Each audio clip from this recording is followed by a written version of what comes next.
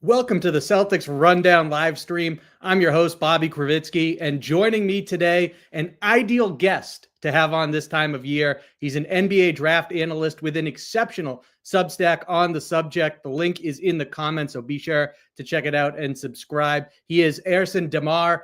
Demir NBA on Substack is where you find his newsletter. Ersin, thanks for taking the time to join me today. Hey Bobby, thanks for having me on, man. And a few days before the draft, I'm hyped. And yeah, man, let's do this. Let's talk draft. I can't wait. We're going to get into a lot, especially revolving around the Celtics, of course, for this.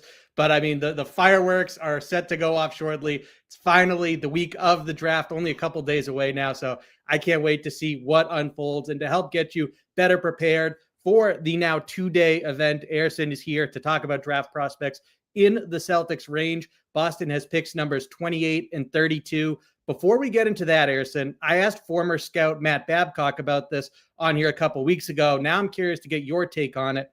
So Dane Moore, who covers the Timberwolves and he hosts the Dane Moore NBA podcast, he reported that Minnesota Timberwolves president of basketball operations, Tim Connolly, said they don't see a lot of separation between 17 and 31 in this draft. Do you agree with that assessment?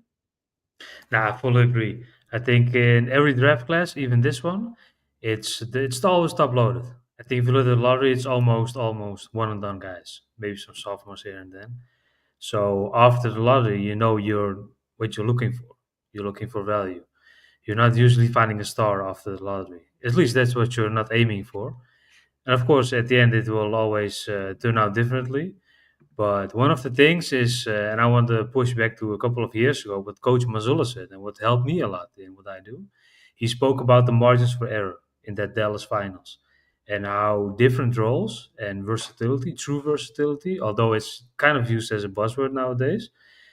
And if you have different roles, then you succeed.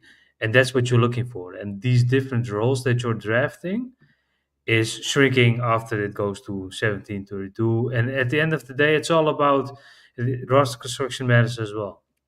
You often see early second rounders having more success in the NBA because they're maybe more ready rather than a lottery pick or top 20 pick who needs some more runway to NBA minutes and hits the bench in the first year.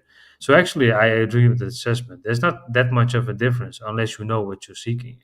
That really doesn't matter that much if you're picking 20 or 29 or something. Yeah, I think it's a great point. Also, the way that NIL is impacting, especially towards the end of the first round into the second, is interesting. Cedric Coward, for example, he was a prospect that had a pretty hefty sum waiting for him if he wanted to transfer to Duke and stay at the collegiate level. So it has an impact all of a sudden, and it's going to be interesting to track its effect moving forward. But you touched on that point from Coach Mazzulla. He talks all the time. It is a major point of emphasis for him and within the Celtics organization about winning on the margins, being able to give yourself a higher, again, margin of error there, especially for a team that is so 3-point centric offensively like the Celtics. Things like corner crashing to get as many second chances as possible. Anything you can do to just give yourself more leeway in the course of a game, it makes a huge difference, no matter how small it might seem to some. And then on top of that, they really prioritize particular skills and then plug that into their system. And so it's one of the most versatile Yeah. rosters in the league. And that, of course, doesn't happen by accident. It's a good thing to keep note of as we get underway here in this discussion. As I said before, the Celtics, they enter this draft with picks 28 and 32. How far do you think they could move up if they were to package those selections? Mm, of course, you never know, man. You see so many trades, especially on draft night.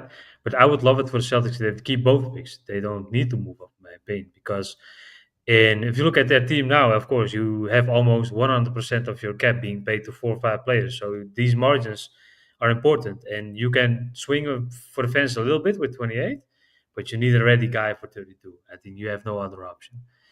And for the Celtics, if I can continue on that point, I would love them if they can keep both picks because then you can play around with some guaranteed money, maybe some non-guarantees in year 2, year 3, and that's what they need. And if they move up, yeah, it's really if you're really sure and you know that other teams are drafting the guy that you seek.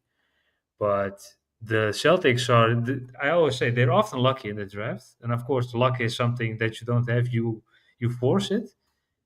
But again, at 28 and 32, they have a good group of guys that they can pick up. So that's a good thing. If I were the GM, I wouldn't trade up, man. I would keep these picks and try to make the best of it, especially with the injuries of Tatum. They can experiment a little more next season. They are forced to experiment, so why don't you take two chances instead of one?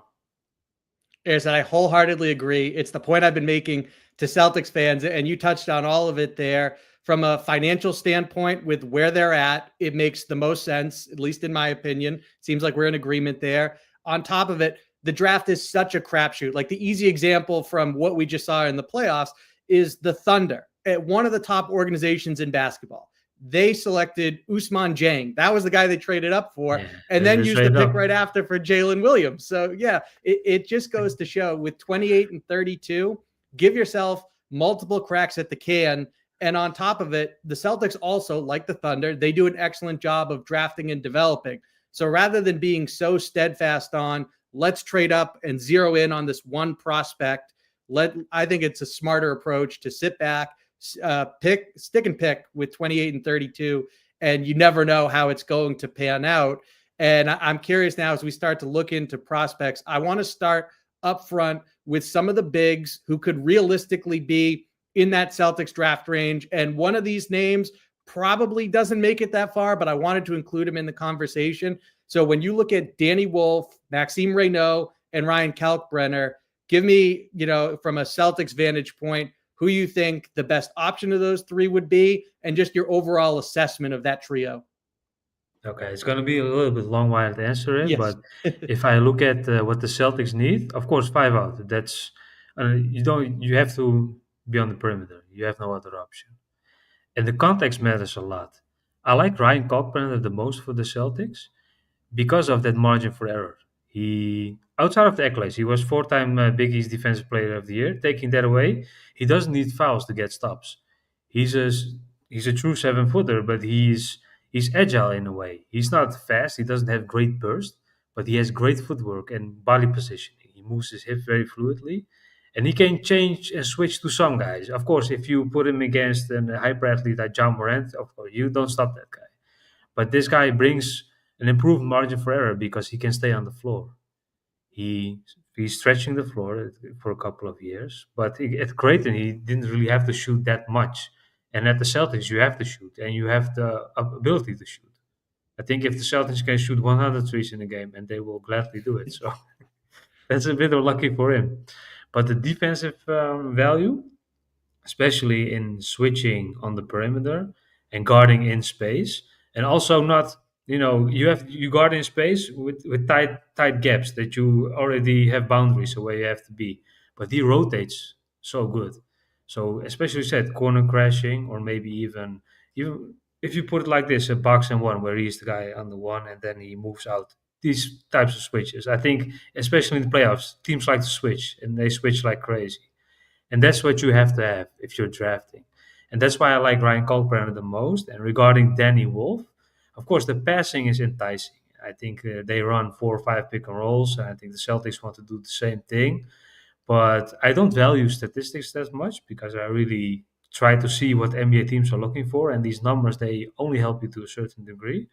And with Danny Wolf, I worry about if the passing games doesn't really get given to him, what else does he do? I think in terms of feel for the game, in terms of skill, he's the best player of the three. But in terms of what's feasible on both ends, I don't really see that fit for Boston because you give away defensive rating, and that's something that the Celtics shouldn't want in his role. If he's the star, like for example Tatum or Jalen Brown, okay, they bring certain skills that you can find in the league, so you take that for granted, what you give away in the defensive end.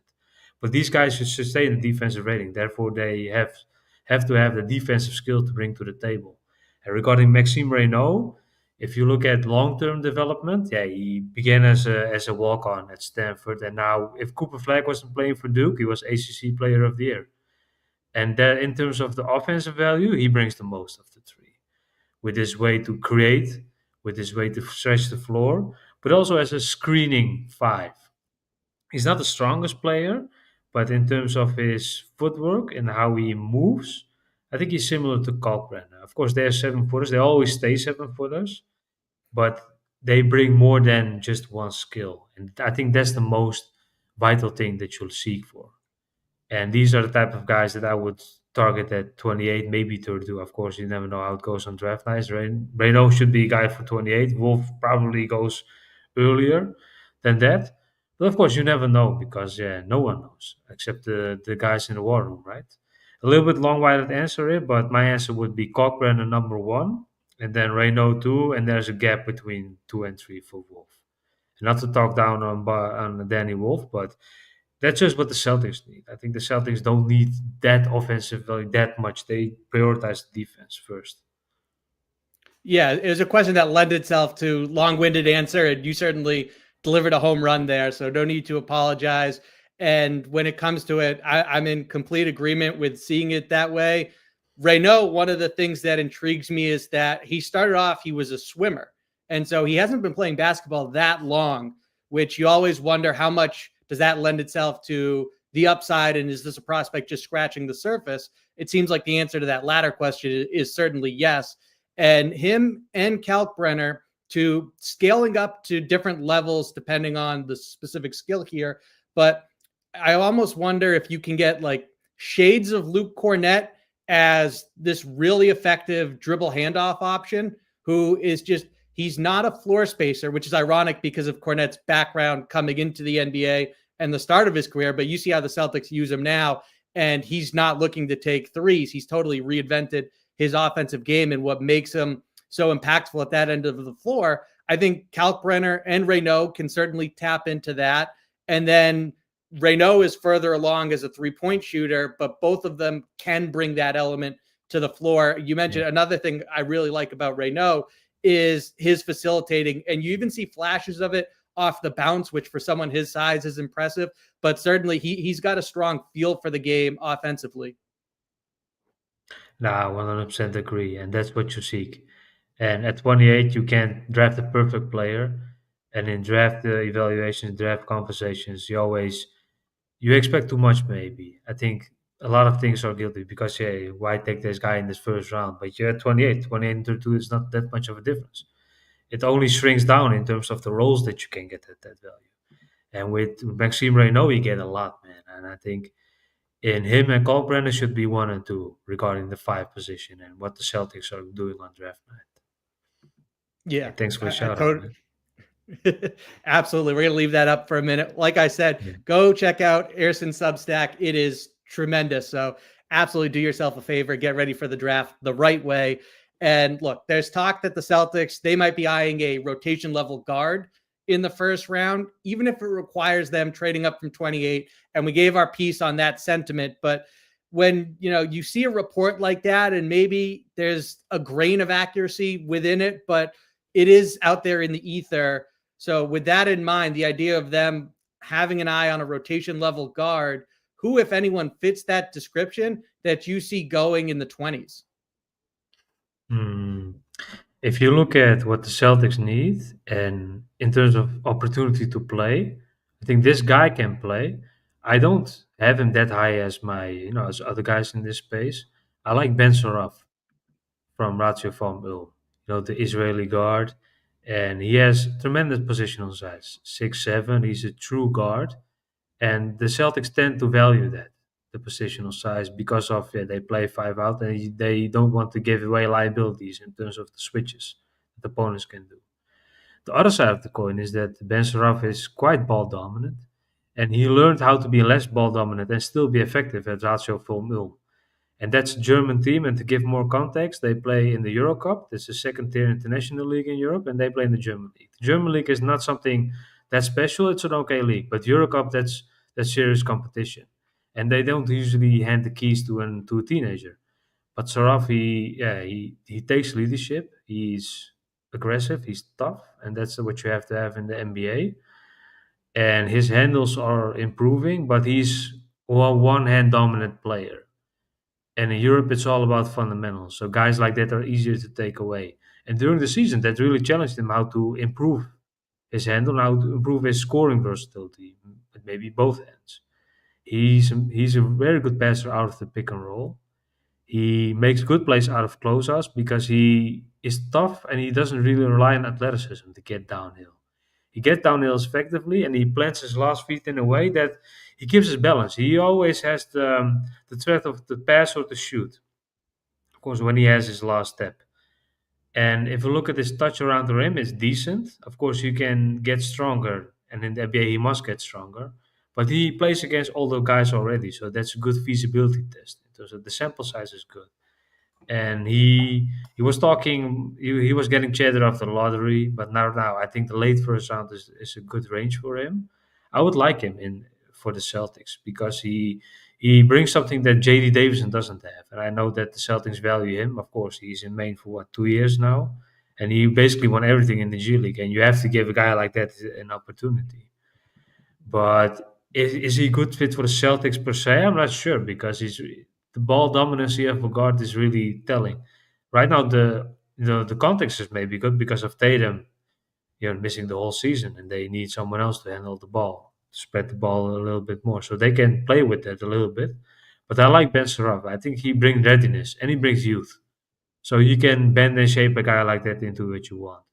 At the end of the day, I think the point guard chatter is always about context. Most of these guys are combo guards. I think there are not really that many point guards in the NBA because a team is not going to give a ball to a lottery pick and they want to win. So you do that when you want to lose and develop.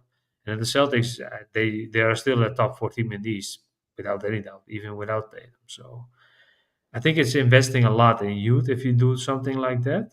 That's why I think it's less likely that they will go for a guard. And if they go for a guard, they should go for maybe an older guard, a more ready player. And that's why Yeah, I I like. Sorry, no, you go ahead. now that's why I like Cam Jones from Marquette. So he's a senior. He has already proven it. He was a shooting heavy player before the Knicks took Kyle Kolek last year, and this year he challenged himself to be an all round guard, to be more of the facilitator. And among the two, I like Cam Jones a little bit more for the short term, which the Celtics need, but Ben Saraf is more so a bet for the longer term. Both players are being projected in that late first round, early second round range, and should be legitimate options for the Celtics. I personally wouldn't go for a guard, but a guard to add to this group makes sense. And these are my main two guys for them. And with Cam Jones, the biggest context is if you're into the numbers, the assist rate and the combination of him taking care of the ball is great, man. And he started the season very good until things went south. But that happens as well. How do you deal with that? And that's a guy who's already fit into a 4-year system. He didn't leave Marquette. So the context behind it is good, and I think that's something that the Celtics seek as well. They want someone you can rely on off the court, and not to say that someone in the transport is not reliable, but these 40 guys have all one thing in common: they develop every year and they get better every year. And with Cam Jones, the experience matters a lot, and that's where these winning teams, at least teams that are aiming to win, will tap into. Yeah, I'll say this, that I certainly think with Cam Jones, it appears from the outside looking in like an accurate reflection, him staying at Marquette, of his character. At a minimum, it makes it easier to get a strong read on that from talking to people around the school, around the program. And so the intel, they should have a pretty good assessment of who they'd be betting on if they were to take Cam Jones there, and just the background research on him as a person. The skill set that you described there is certainly tantalizing. I don't think the Celtics, even if this is a gap year, so to speak, even if it is, I don't think they look at it and shy away from the idea of an older prospect as long as he fits what they look for in their system. And as you laid out there, to a pretty enticing degree, Cam Jones does that. I wonder about Walter Clayton Jr. as well. The flaws are evident with an undersized guard. He's not always engaged defensively, but he also looks like someone that, as far as rotation level, off the bench, second unit guy, they might be willing to accept the flaws. I don't know if he's their type of style, but there's a Peyton Pritchard comp within that profile of Clayton that maybe I could see enticing the Celtics. I also agree, guard's probably not the spot. Certainly someone who, the way the game works now, like you said, it's more combo guard. And for the Celtics, especially, I mean, you watch Derek White, for example, run the show. When you say, like, okay, a point guard run the offense, what that means for Boston, you're giving the ball up pretty quickly. And that's common across the league, whether it's pistol action or what have you. But Derek White is bringing the ball up and they're getting it moving. They're getting it to Tatum, for example, and running some form of pick and roll action with other things going on immediately.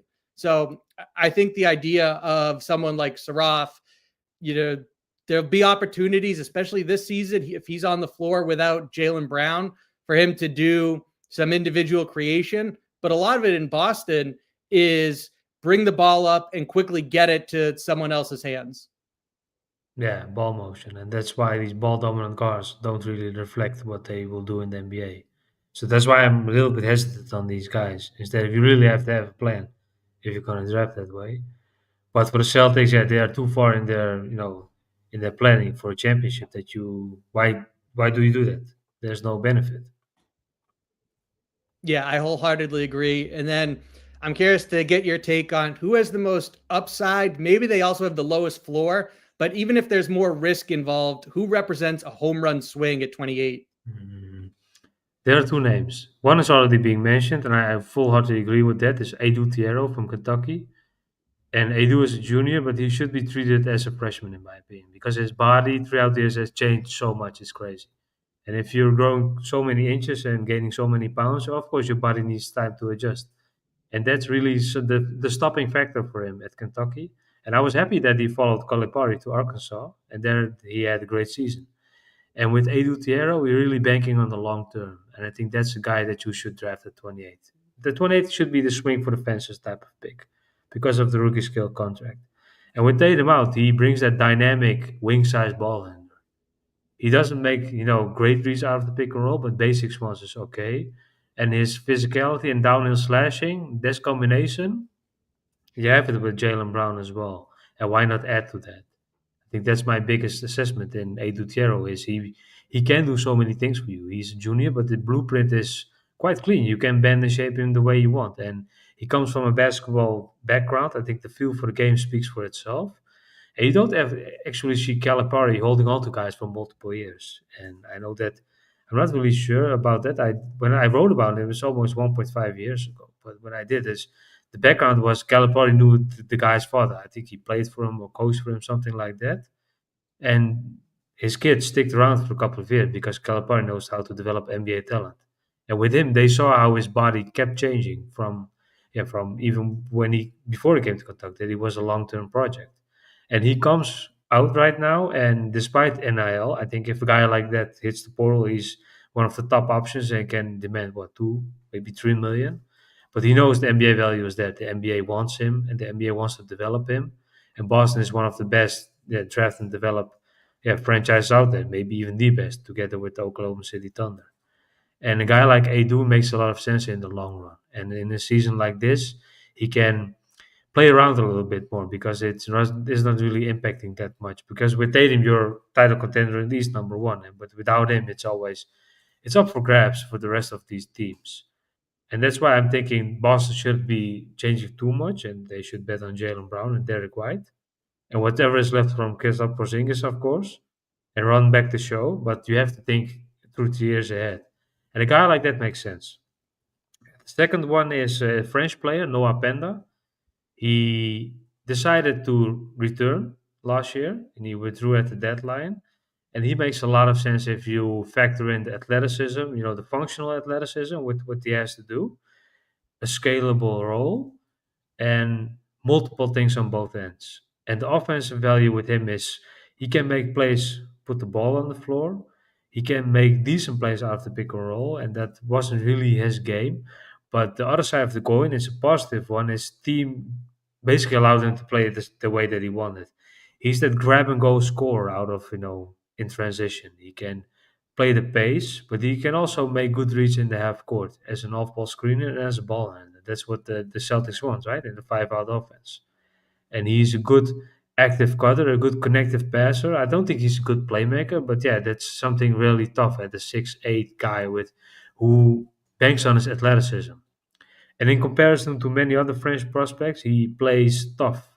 He has that New York FU attitude, if you know what I He mean. He does. plays like that. It's really, and that's what you need in the NBA to succeed.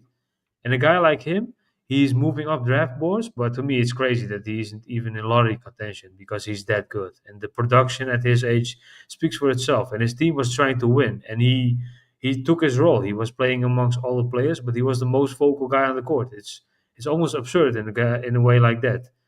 And these guys, their American peers usually succeed. Guys like Anthony Edwards and John Morant. Of course, maybe he's not as vocal as them, but it's comparable to that. That he doesn't really he give a damn. And he said, "This is my team." He's basically demanding stuff. And I think a demanding guy like him would makes a lot of sense for Boston because he has multiple skills to hang his head on. And on the defensive end, it's all about footwork, in my opinion, and recognizing angles. And that's something that he has to learn. Because in Europe, you don't have the defensive 3 second rule. So the five is basically the rim protector de facto, and that makes it easier for the rest on the floor.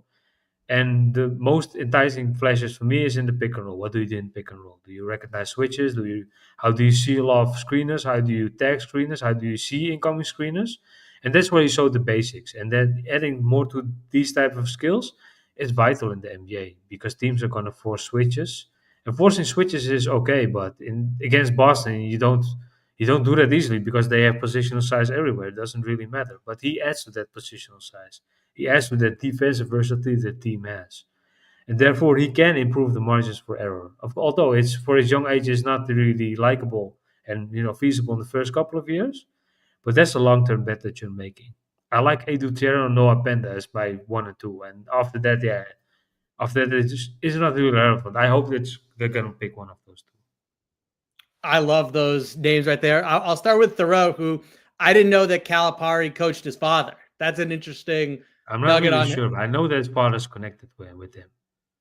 Yeah, so we'll put maybe around that, but it's an intriguing nugget that might be true. But with Thoreau, I mean, I'm sure you've seen this. I included this in my scouting report on him that he has a play where he's guarding the guy at the rim off ball and he comes running up to try and get one of those blindside steals. Doesn't happen.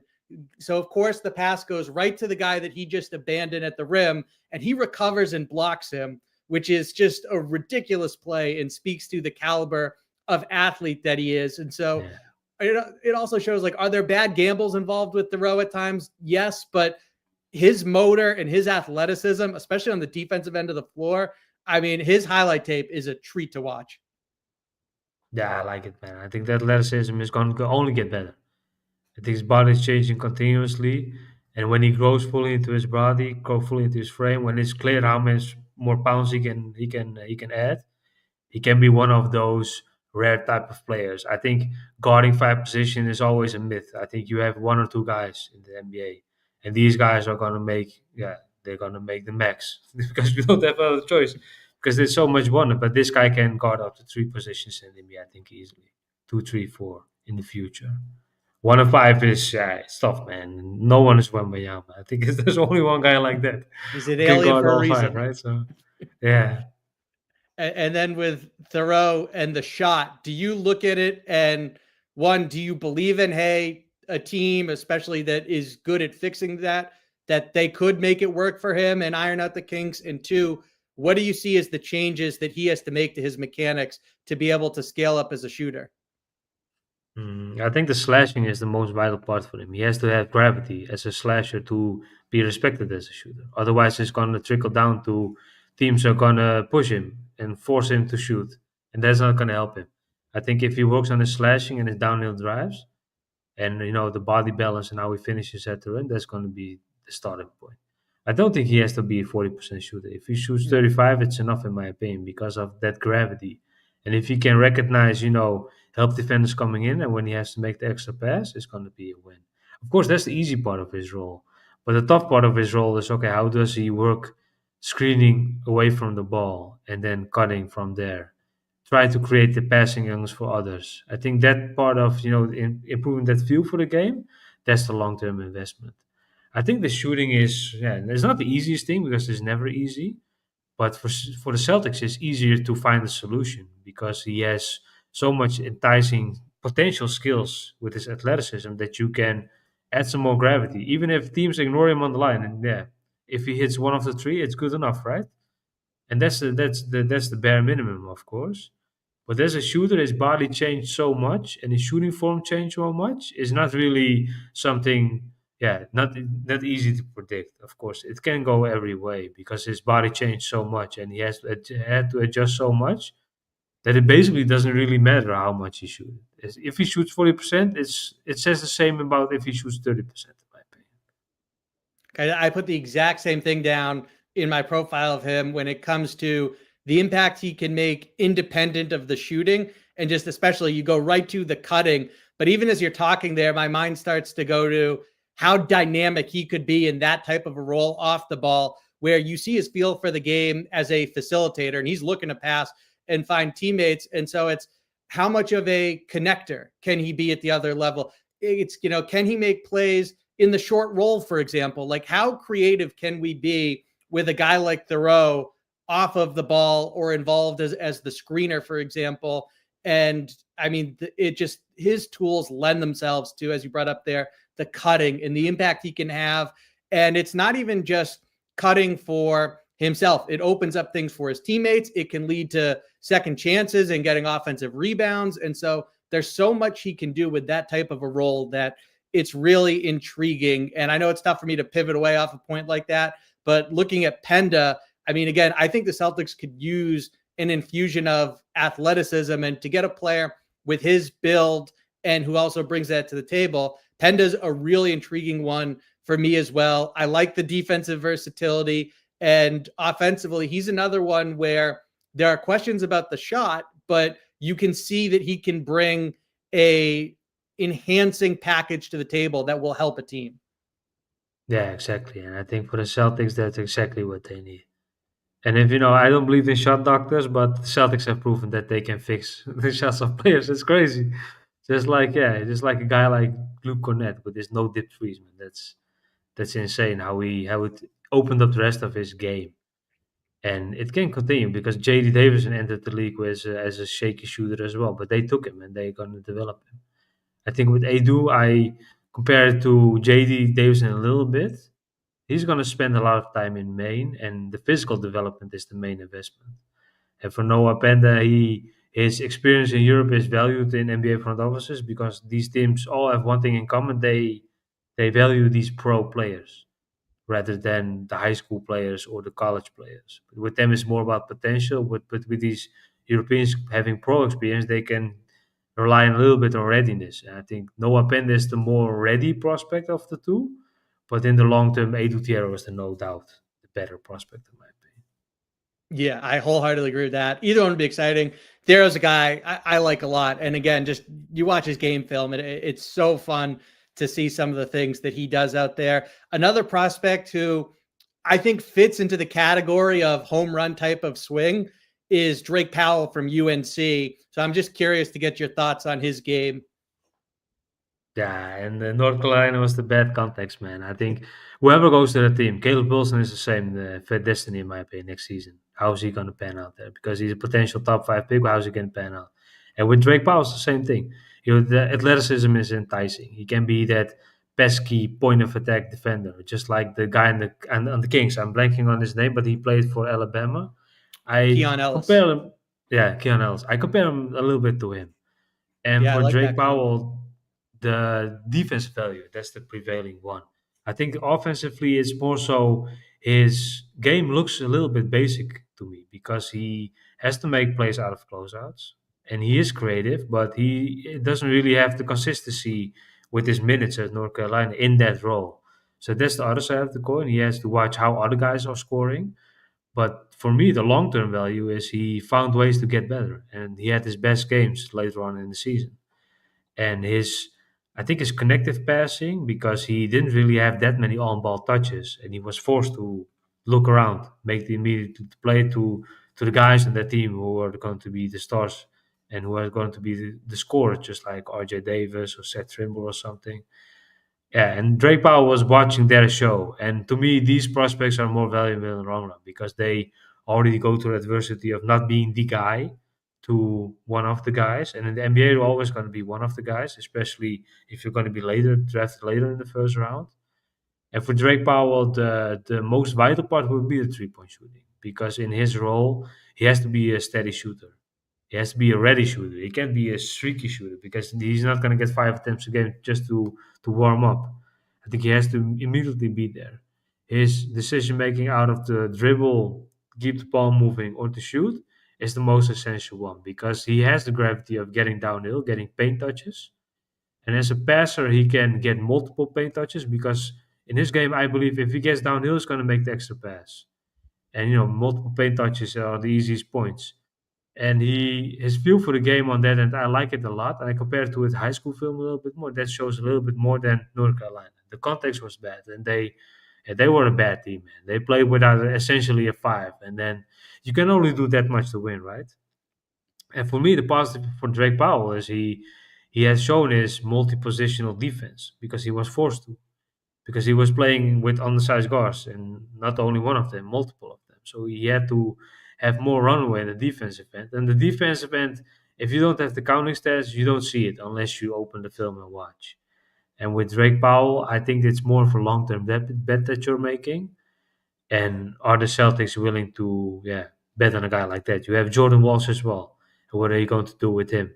So maybe that's some positional overlap, but they can bet on multiple horses, right? I would love the Drake Powell pick, but I think he's going to go a little bit higher on draft night because of how we performed at the combine and the measurements, athletic testing. Of course, a guy like Jalen Williams made millions with this great combine, and the rest is history. Not to expect the same thing from Drake Powell, but these things can move fast, because 3 months ago he was barely an NBA prospect anymore. Yeah, people certainly look. Your stocks, it's probably not staying the same when you come out of the combine, and he was certainly someone who helped himself there. And it's so easy to paint a rosy picture for Drake Powell's NBA career and the outlook, because especially the defensive end and his athletic traits and versatility over there, as you discussed, and what he can be. And if a team drafts him, they obviously feel pretty good, and rightfully so, about what he can bring to the table on that side of the ball, how they can use him, that he can be a contributor and potentially a really meaningful one defensively. And then at the other end, who's to say how consistent he is as a shooter? I get worried about someone in that role who they're not like a Sam Hauser, pure shooter, gets out of bed and can just knock it down. Like, especially if he's in a role coming off the bench where the touches and everything and the minutes aren't what he's accustomed to, even coming out of North Carolina, and how that can help condition him, so to speak, to a role like that. I just get worried about being able to make that transition, because it's so difficult to do. Again, especially for someone who I wouldn't describe as a pure shooter. But if he can knock him down at a respectable clip, and then if he's bringing that connectivity as an off-ball contributor, I mean, that's a really nice player right there to have complementing the stars on a team, especially if those stars reside on the perimeter. Yeah, you have Peyton Watson as an example. Same defensive value, but the offensive value never really came around, the consistency, and now he's expendable. That's the other side of the coin. That can happen as well. But Peyton Watson should be, he has a ring, and he played an impactful role for years, and that has value as well. I think the Nuggets are not forgetting of picking him, but that can be the outcome with Drake Powell as well. If you don't have a plan for him, you'll never get there, because Nuggets did have a plan, and the Celtics, when they did, they always have a plan. But with Drake Powell, I would put the ceiling a little bit lower because of how much is realistic. And with him, the realistic thing is be a vital role player, especially on the defensive end. And the Keon Ellis one, that one immediately came to mind, man, because of Yeah, how I good liked he that is on the comp. point of attack. As soon as you said it, And I was like, that's spot on. Yeah, because of how well he defends, man. He moves his feet so well. That's the guy that you put against the best scorer on the other team, that they don't really rely on, and that you have some good defense in the second line as well. I think a guy like him with these small traits can change the defensive rating for what it is. But the other side is how much is playing time realistic if he's not a factor on the offensive end, right? So defense is only as value if you can sustain the offensive rating, right? So that's the biggest challenge with these hyper athletic wings. How much will they bring? because they can turn into Peyton Watson as well. Yeah, it's interesting because as you say that, it starts to trigger that Joe Mazzulla told me during the season that the most important thing for Baylor Shireman, and there's a guy when you think about his strengths, maybe you think about what was going to get him onto the court, you think about the offensive end, but Mazzulla told me the most important things for him in terms of minutes revolve around defensive reads and being in the right position and all of those things. And so with a guy like Powell, who I think, and the Celtics fans are not the only fan base, far from it, but they would love someone who, if he's playing with that athleticism and defensive motor and versatility and being disruptive, fans would love that. And Joe Mazzulla, the Celtics coaching staff, they would certainly be looking for that type of energy and a disruptor off the bench defensively. I wonder how much it would be about his strengths keeping him on the court compared to what he's doing offensively. That would be a really interesting dynamic for them to, certainly the time to hash it out is before you pick them, but it just would be interesting to see how the Celtics ultimately assess what matters most to Drake Powell getting minutes if he's in their system. Yeah, exactly. And I think Maine is the perfect spot to develop as well, work on his offensive game. Because these elite NBA teams, they always utilize the G League. And that's what the Celtics have done for years. And they found some value there. I think I always compare it to, you remember the Terry Rozier when the Of course. Celtics drafted him and they didn't play him. They just used him in the G League. When you're ready, you're ready. And of course, it didn't pan out and he was traded, but I like that example. I always use that example when I'm evaluating players. He comes in, he's going to be Terry Rozier. He's going to play on the G League and then keep his mouth shut, and maybe he gets a chance later on in the season if you're lucky. It's always like that. Yeah, I mean, Rozier, it was a volatile playoff run, but they went all the way to Eastern Conference Finals with a rookie Jason Tatum. Rozier was the point guard on that team. They had Smart too, but Rozier was the floor general for a lot of the time there, including starting games. So it's a volatile comparison, but it's an apt one there. So I certainly co-sign that. And then in your opinion, we're talking about home run swings here. The other side of the coin would be, who is the highest floor that you could still see being on the board at that point in the draft? Nah, it's going to be late second round undrafted free agency stuff here, but I like Jamai Meshack from Tennessee. I think that's a home run. He's one of the best defenders in college. But the offensive context is Tennessee is always revolving around one or two players for their offense. They don't score a lot of points. They always get credit for their defense. And with Meshack, he's there for 4 years. He didn't really have to do that much.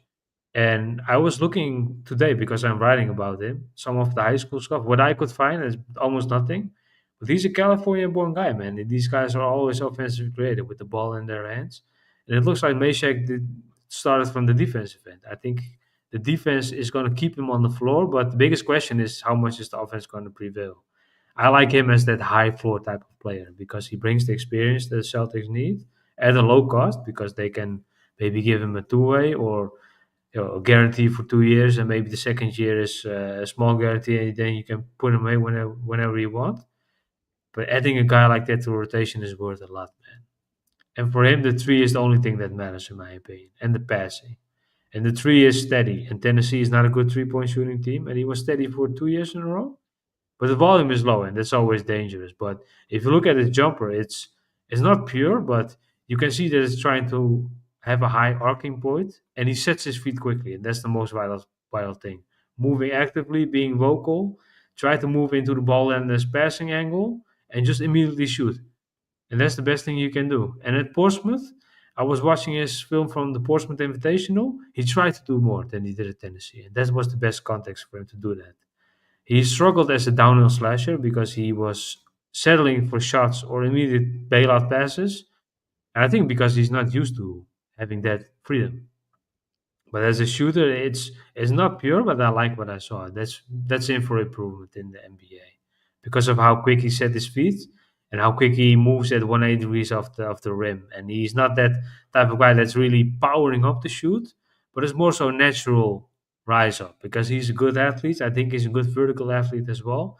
There's a lot of room for improvement with Jamai Meshack, and he's a name that you don't see mentioned a lot, despite him being one of the best defenders in the SEC and maybe even in college basketball.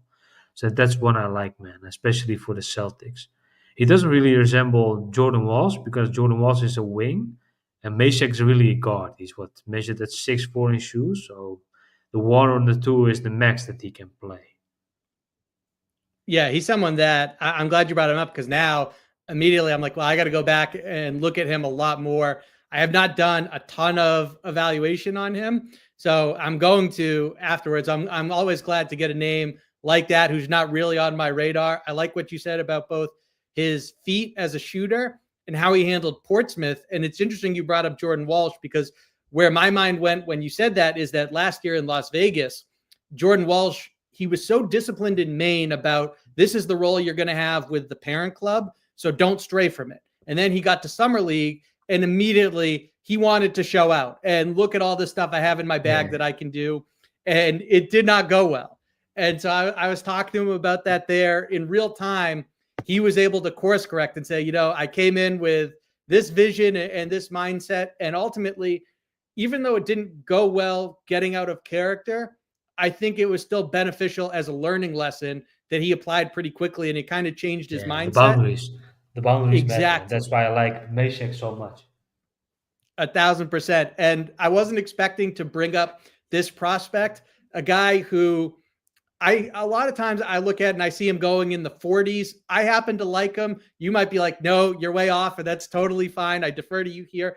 But when I watch Tyrese Proctor from Duke, I understand that he's a wiry build, but man, I like his game offensively. I think he's got a good field defensively with a pretty respectable wingspan where he was able to average over a steal per game. So I can understand the concerns, and being realistic about the role he could have at the next level. I think he could help a team in the second unit. Nah, it's always recency bias. I like Proctor a lot as well. This is his third year now, and the first year was lottery pick projected. Second year, lottery pick projected. And the issue then was he had struggles to adjust to college basketball. And he was one of the youngest international players before he came over. And the combination of both it killed his draft class because he was ball dominant and Duke wasn't well with him on the ball. But the main reason was he was young, he was physically not ready, he was not really used to the American athleticism, and the flashes that he showed with his national team, especially among his peers, that was a whole different player almost. And this year it was all about Cooper Flag, of course, and then you had Zion James and Concanupel being the second and third most voted players.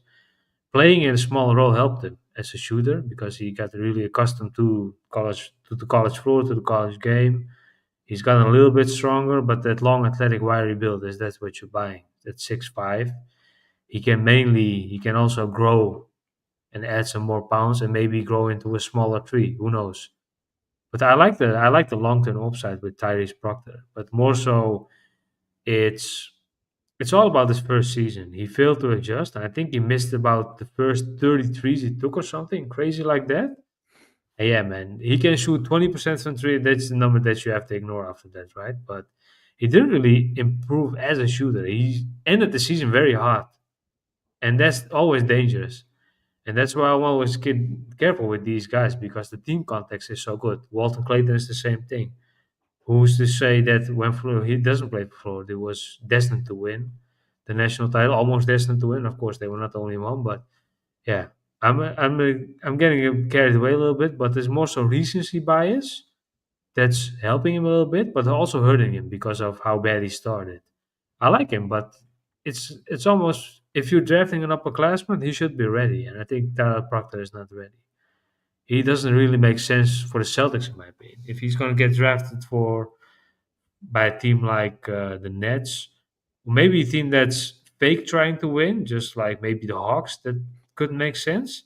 But for the Celtics, I would defer to JD Davison instead and reward him for his development instead of Proctor, who has proven that he doesn't really be that point guard when he has to be one. And I think that's the Yeah, most painful thing with him in his first 2 years. which is interesting because I do think he's really good operating the pick and roll. But I also agree with he's like he's limited in terms of that role of just like being the point guard. And I think that's why you'll see him shy away from it and willingly be someone who you might not notice is on the court, even where he can just kind of be out there getting cardio, as people say. But he does have, to his credit, an elite tool in his toolbox there, and that is the agility, where top 10 among guards at the combine in that score. So to me, I totally agree. And for the Celtics, he's just not a realistic pick unless they trade back. But I also see someone who, if things go right with him, and I even think that he can put on muscle and do it responsibly. Like, I think there's a skill set there and an elite athletic trait that lend itself to this guy can end up being a productive second round pick. Yeah, it could be. And I like the agility, and the dangerous part with these guards is the NBA is an unfair game, man. There are so many, jobless top potential elite guards. They Very can true. score 50 everywhere, but they know I'm not going to get the ball in the NBA, so I have to defer to other skills. And I fear that with Proctor, if the shot doesn't fall, what else can he do for you? That question is yet to be answered in 3 years. So that's one of the dangerous contexts, and why I'm a little bit lower on him as a prospect. But nonetheless, in terms of talent, I think the first year he was. I still stand by it, a lottery level player, but it never really panned out. And even if he didn't want to go to Duke, it would be the same thing because his adjustment, his lack of adjustment was physically, and that's basically the same. It might get worse if you go to the mid majors. So for him, yeah, I'm happy that he ended in a clear role with boundaries and where he can really show how good he can shoot and how good he can play as off of other players, because that's what he has to do in the NBA. But yeah, with a guy like him, you're always guilty of dreaming about more, getting more, and you have other players to pick from and get a more ready player than Proctor. So but I like him nonetheless. I don't think he's a good pick for the Celtics. Yeah, I agree. He doesn't line up. I see him going in like right around that 45 or later type of Yeah. range that's where I see it for him. We're in the home stretch here, Ersin. If I told you a prospect who doesn't seem like he'll make it to 28, maybe it's someone not even expected to last until the mid 20s. If someone like that falls to the Celtics, who do you think that is most likely? And you can cheat here. You can give more than one answer if that helps. Hmm. Yeah, that's always tough, man. And I don't think it's always easy to grab for a guard, but I think for the guard, it's not really something a necessity for the Celtics. Hey, that's a tough one, man.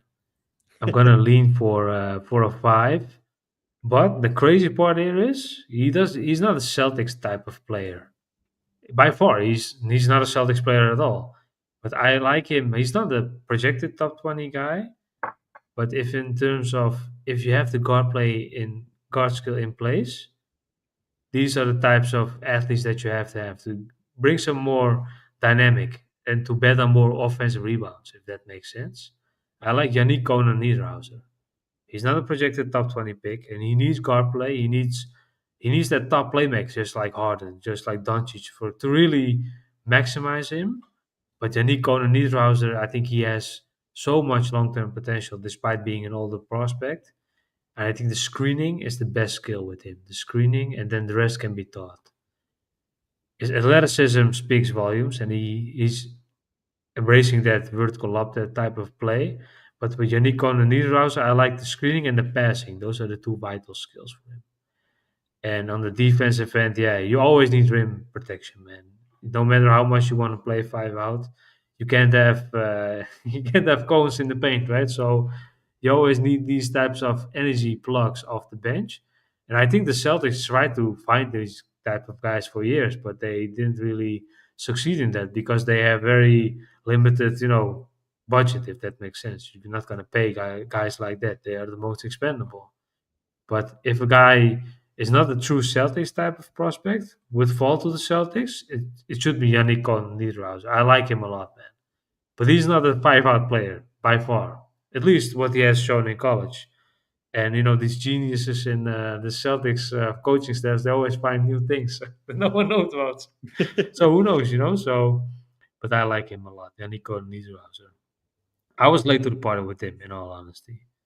I heard about him when he played a couple of years ago for Switzerland, but I was like, I don't know, man. It can be. He looks good among his peers because he's a good athlete, but let's see how he translates to college basketball. Then I totally forgot about the guy. And Penn State was horrible this year, so that he did so well was already remarkable. And then at the G League Elite Camp, the rest is history, man. This guy is going to play himself into the first round, almost. Yeah, I think so. I like that one right there. Definitely a fun name to keep an eye on, even if it's not with the Celtics in mind. But you can see the role, and that always lends itself, that kind of structure, to a team understanding whether or not he's a fit in their system. And that bodes well for someone's prospects at the next level when being able to translate. So I like that one right there. And look, if the Celtics, if they have to attach a first round pick to Drew Holiday to get off his contract, he's got 3 years and 104 million left on it. I'm not saying they'll have to go this route, but if that's what it takes, how much does having the 32nd pick cushion the impact of potentially losing 28? I think 0 to none. I think the danger with 32 is you have to give a guaranteed contract. I think that's basically the unwritten rule. Like the top 40 gets a contract, nonetheless. I think if the Celtics picks at 52, for example, the impact is the same because you have value. And you have these fifth-year seniors who are, they don't have eligibility for college yet, so they have no other choice but to go to the NBA route. And the Celtics name hold value, and the Celtics contacts hold value. So these agents, they don't have the power. They always have the power, but with the Celtics front office, it's a little bit different because the Celtics can give a little bit more opportunity to play. And if you bet on a guy on a two-way, and let's see he pans out, he can force us to pay him in 2 years. Make your bet, and if the player is a name like the Celtics, of course you want to go there. So I think 32 is it's nice that you have a high second round pick, but it shouldn't really move the needle that much in my opinion. And trading up, nonetheless, is the same thing. If you have 20, I would rather have 28 and 32 than have 20. If you get 16 and give up 28 to that's a whole different story, of course. Then you have a wider pool to draft from. But 32 is a value pick, but for the Celtics, maybe better if they trade it back a little bit, get some more assets, because they're not in a position to give that many guaranteed contracts right away. So I think the cap is the most vital thing to keep in mind. But 28, they should take 28, man, because of the low cap hit. And let's say a guy like that pans out, yeah, you're not paying him the max, right? So you never know, but a guy like that, you can maybe Odds get are. 7-8%, and he can be a top rotational player, and that's a win. Yeah, wholeheartedly. And so the way that I see it is I don't think at a minimum, I think the Celtics can find a deal involving Drew Holiday where at a minimum they're not giving up their first round pick. I don't think also, unless they can move higher up than they anticipate, I don't think they're of the mindset that we should package 28 and 32 and try to move up the draft board. Maybe, it's obviously a fluid situation where you have to see who's available and how high can you scale. But going in, I think the most likely outcome is they stay at 28 and 32.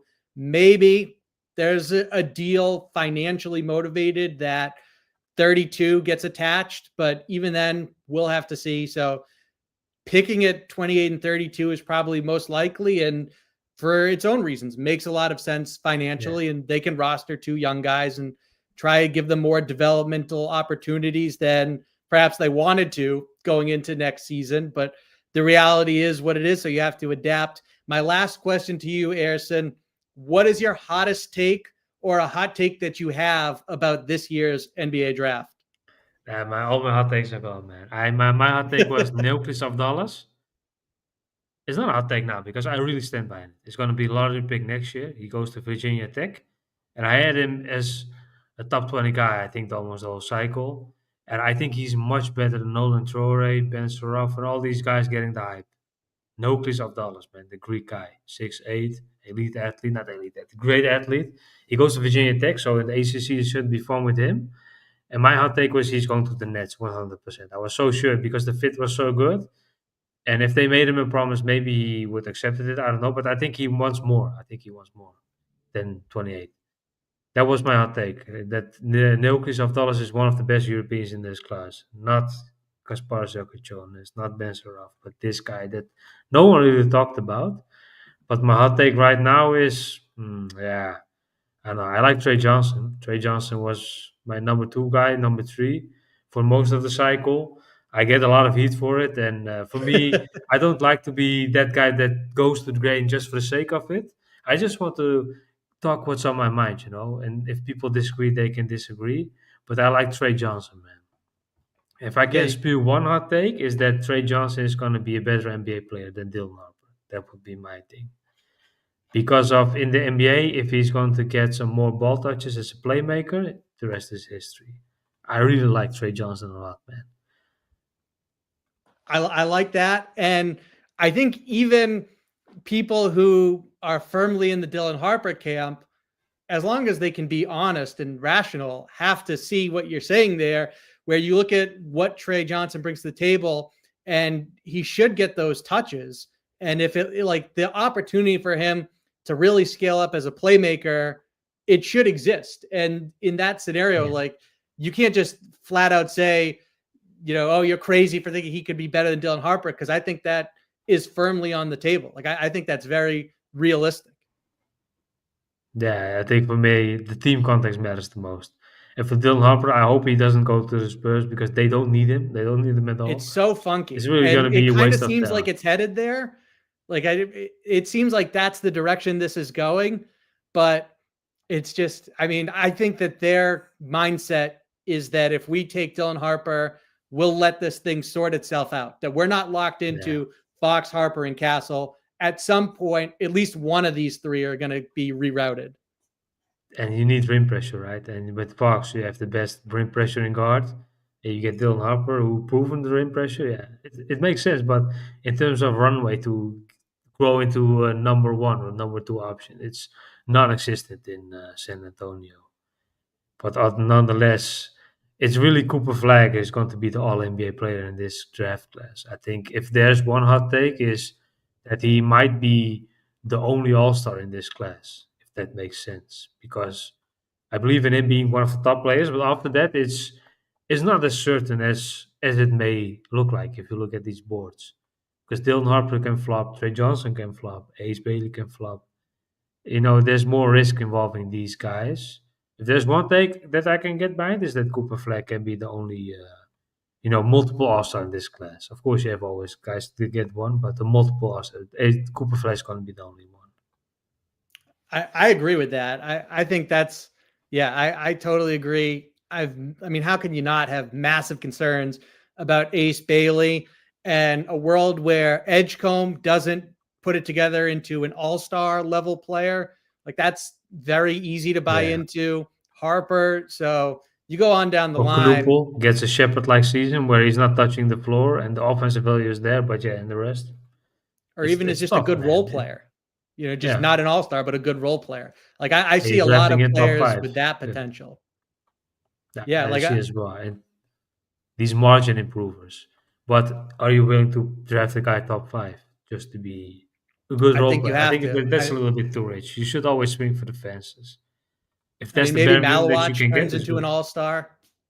Yeah, who knows, man? Because these guys are so young, they can be bent and shaped in so many things. Maybe Trey Johnson grows 3 inches and he can be a 6'9" dynamic scorer. Who knows, man? And of course, I this is love. not gonna happen, but who knows what happens? That's why I love the draft so much because it's almost you always have these top five coveted guys early in the season that you never heard of again, and they get drafted because of the boss and they don't pan out, or these guys hitting the NBA out of nowhere and then sticking around. That's what I like. And that's why I always say you're forced to watch film, man, because the numbers only give you an indication of what maybe can happen. Yeah, you have to. And I mean, this time of year is so fun. I'm so immersed in what's happening day to day with the Celtics in season. And then I love just completely pivoting to this side of things with the draft. And of course, I lean on people like yourself for guidance and expertise and to get your thoughts on these prospects. So, Ersin, I want to give you the floor right now as we wrap up to just plug and promote, let everyone know where they can find you on social media, your Substack, and all the excellent work that you're doing. Let the people know where they can find you on all these different platforms. Hey, thanks, Bobby. You've been very kind, man. I love the show. I love the in-depth that we talked about. So shout out to you. Shout out to the Celtics Nation, and of course, I always I never root for an NBA team because I'm not from America.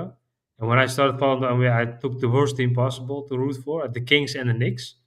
And I kind of Oh, stick with the Knicks the because of Knicks thing recent is it. success. It was a long-term investment.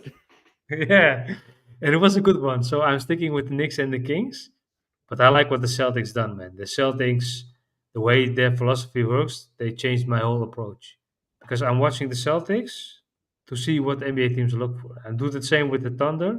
And I do the same with not the recency bias, but I do the same with the Heat. These three teams that I try to follow what are their moves. With the Heat is how they locate talent and the less coveted guys. And that's my whole summary. I'm all about the less coveted guys. If you go to my Substack, I wrote about I think 230 articles in less than 3 years, and now I'm pushing 2 a week.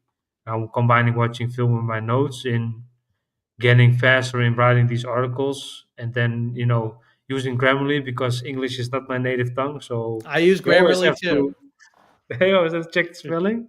It's a But yeah, I godsend. write nonstop, man. I write nonstop, and it helps me improve my English, helps me understanding of the game. Talking with guys like you helps me understand the game much better as well. I'm continuously learning, and throughout the years with the Substack is I don't value the number of subscribers, more so the group that is reading. And I find it interesting that more people are interested in the less coveted guys. I think that's a group that's gonna get more popular next year because you'll never see me write about Derek Queen or Cooper Flag or Ace Bailey or Dylan Harper because everything has been said already about these guys. This makes no sense. I would rather give a floor live to a guy that no one talks about, just like Jalen Wells, for example. I watched him in January. I was like, yeah, man, this guy is a first round pick, no doubt. But what else should he improve? And that's what I continue to struggle with. And a guy like that playing for Rookie of the Year is crazy. And to give examples like these, that's my main goal with the Substack, man, to find these Jalen Well types of players, or maybe even better players.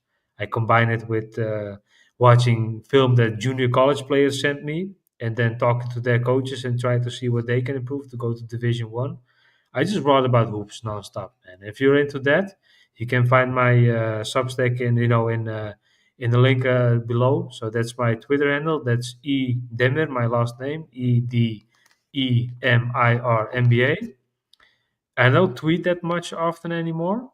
It's all about the Substack, man. And if you're into the less coveted guys, just like we discussed, and you want to be early on these guys, my newsletter is not the best. I'm not going to call it the best, one of the best out there because of the focus is rare.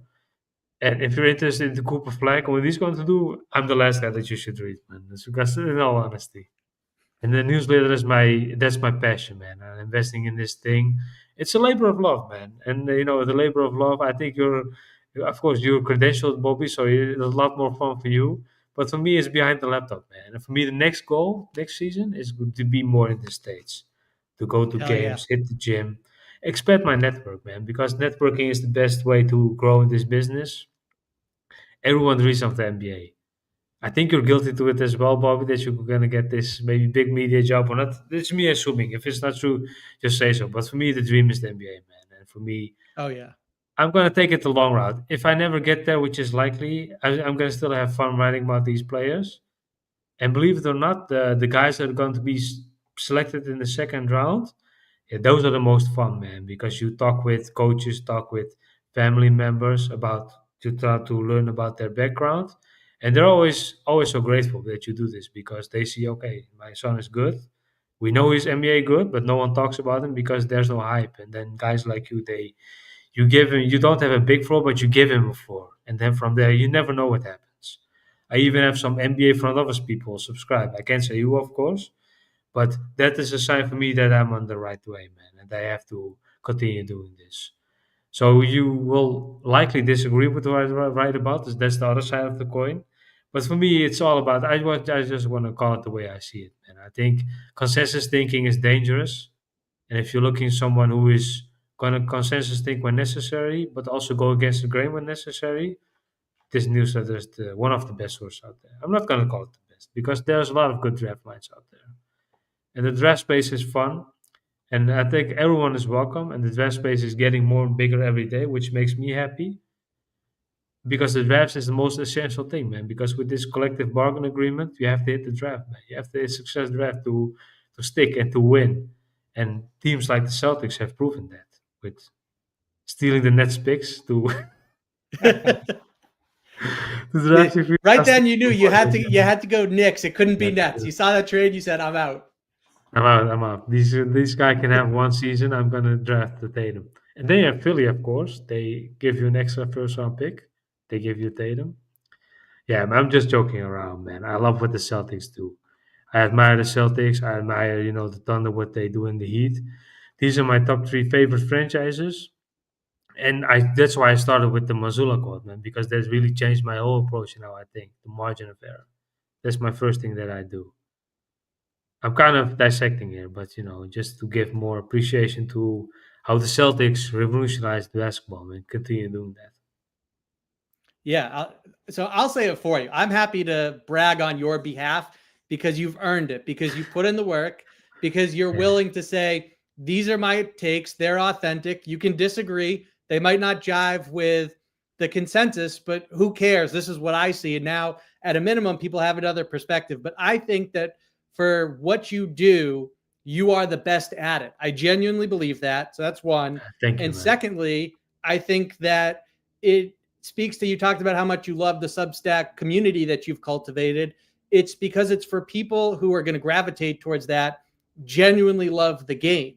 And so they're coming in there because of that. It's like a magnet, right? And so they Yeah, want to learn about these prospects, and maybe they have not heard of them, and you're the guy they go to say, make me aware of players X, Y, and Z. Maybe it's, okay, I have my own thoughts because I love it so much, I'm studying it, but let me see what Ersin has to say about it.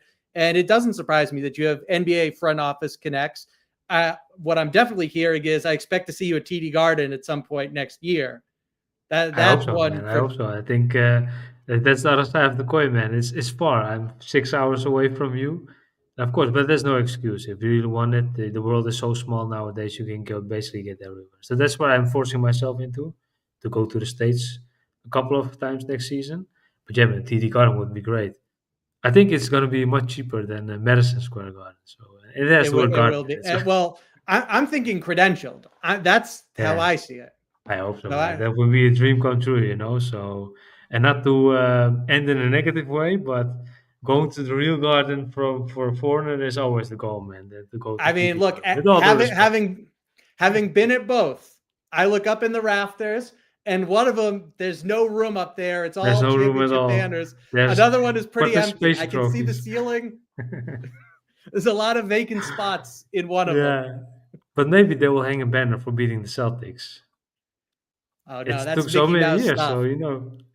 Like, I don't know if you follow the NFL at all, but the Indianapolis Colts, they hung an AFC championship participation banner so that was the yeah. semifinals, and they got crushed, and they hung a participation banner. The Miami Heat, the Celtics, the Thunder, these organizations that you're saying are exemplary, they would never do that. So the They'll never Knicks, do that. you gotta have some self-respect and not hang the participation banner. Yeah, man. But you can go low if you're 50 years plus away, man, from a big city like New York. So that's the other side of the coin. There can Yeah, be with New more England, I grace, follow more NFL forgiveness. a little bit. But I changed teams Yeah. so much, man, because I have no connection to a certain city. So for me, it's easy. I Hey, if took you want to get on, Pittsburgh if on you want to random. get on the Mayflower with the Patriots, Drake May, it might be a good I don't time. know, man. The no, I don't know about that. I don't think that the Patriots is all about Belichick, right? So, but not the anymore man though. Not he anymore. ruined It's a his new era. reputation a little bit with how he's with how he's Yeah, in the now is media. So you never know a man, of course, but that's the reputation that he has. But at the Patriots, of course, man, it's crazy how a city like Boston is so elite at almost every sport. I'm not a baseball guy with the Red Sox. It's the same thing, right? So it's crazy, man. You guys have a real sports culture there. They're always so yeah. local. It's been a good run for sure. Spoiled, and look, in certain pockets, the sports is a religion, and not that like Boston is the only place. Like the Northeast in general, you look at New Yeah, York and Philly as well. You look at the South for football, for example, and on down the line. But in Boston, here where I reside, it's definitely like it is a religion, and it is something that is consumed heavily every day, by the vast majority of the people here. And so like they're really in the know and on top of it.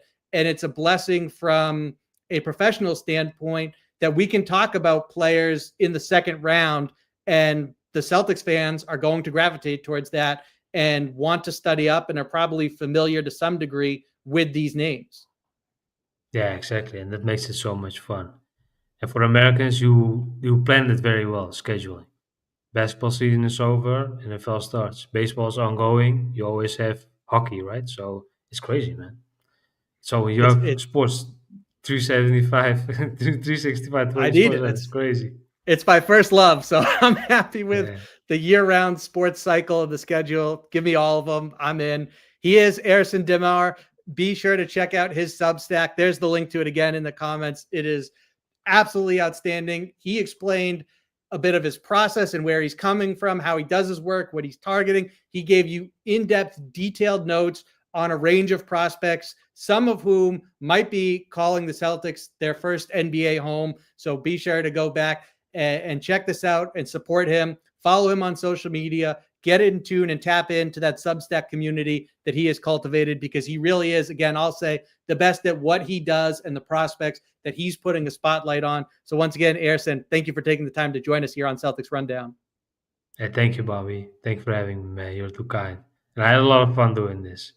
And a couple of days away, man. Let's hope for the best for the Celtics on draft night. That they keep both picks. That's my first Absolutely. expectation. Yeah. We're going to speak two swings into existence. And so, I mean, I can't wait. Draft, it's finally just about here. It's on the horizon. And I will be back with a Celtics rundown. The plan is Friday at noon Eastern to dive into who they ultimately selected and what they did at the draft. So we shall see. Ersin, hopefully it is 2 picks. I think that's the conventional move, depending on what other options are on the table for them. Well, once again, thank you for the time and the insight. Thank you, Bobby. Absolutely.